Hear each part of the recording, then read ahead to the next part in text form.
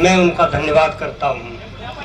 आज के इस आंदोलन की अध्यक्षता कर रहे सम्मानित बार के सम्मानित अध्यक्ष जी, कानपुर देहात बार एसोसिएशन के पूर्व अध्यक्ष जी और मंचासीन वरिष्ठ अधिवक्तागण और जो आंदोलन में बढ़ चढ़ कर हिस्सा ले रहे पंडाल में बैठे साथी अधिवक्तागण, आज आंदोलन को कई दिन हो गए हैं।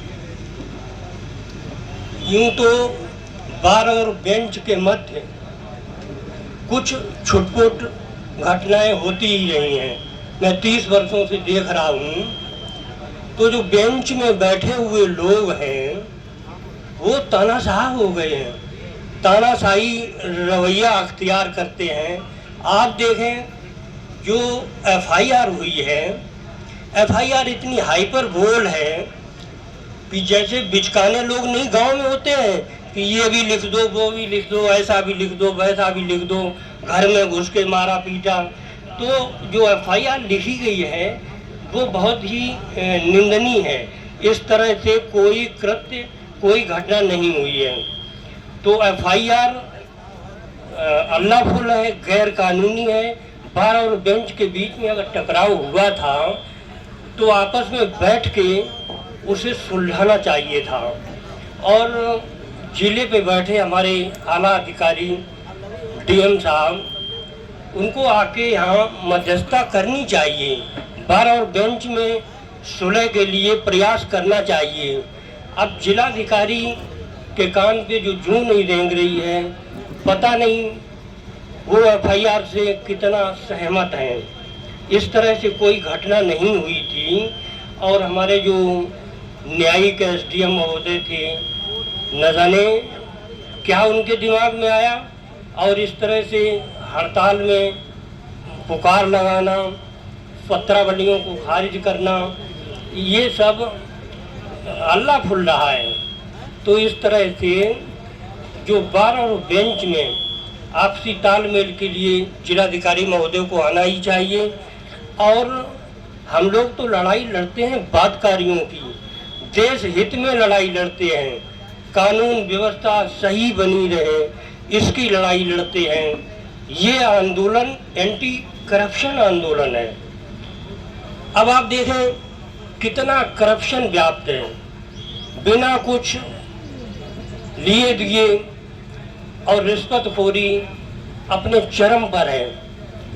बादकारी दर दर भटकता रहता है।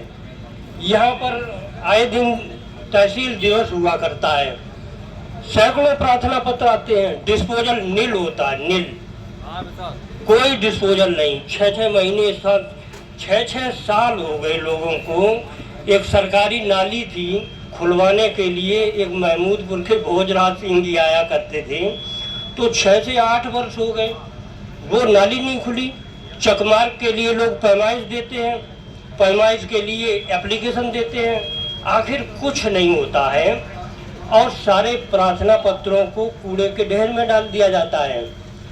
पूरे तहसील में जितने चकमार्ग रास्ते ये प्रशासन द्वारा बंद कराए गए हैं, कुछ तो प्रशासन ने, कुछ लेखपालों ने या प्रशासनिक अधिकारियों ने कुछ काश्तकारों से पैसे ले रखे हैं, तुम चक्रोट जोते रहो, कुछ नहीं होगा तुम्हारा, और लोग दर दर भटकते रहते हैं। तो ये आंदोलन एंटी करप्शन आंदोलन है।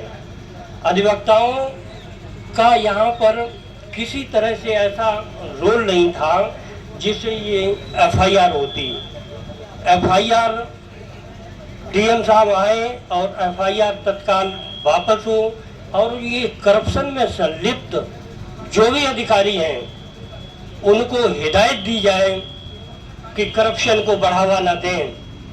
करप्शन को बढ़ावा देंगे तो बादकारी का हित कैसे संभव हो पाएगा। बार और बेंच दोनों की नैतिक ड्यूटी होती है कि बादकारी का हित कैसे सर्वोच्च रहे। बादकारी के हितों के लिए बार और बेंच होती है। आप देखें, अभी बहुतायता देखा गया है, ये नए नए जो अधिकारी आ रहे हैं, इनको ईगो हार्ट होता है।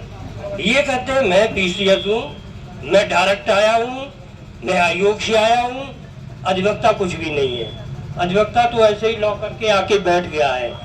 अधिवक्ता तो वो हस्ती है जो यहाँ से लेकर दक्षिण अफ्रीका तक लड़ा और देश की आजादी में, देश को बनाने में, देश के निर्माण में अधिवक्ताओं का अहम रोल रहा है।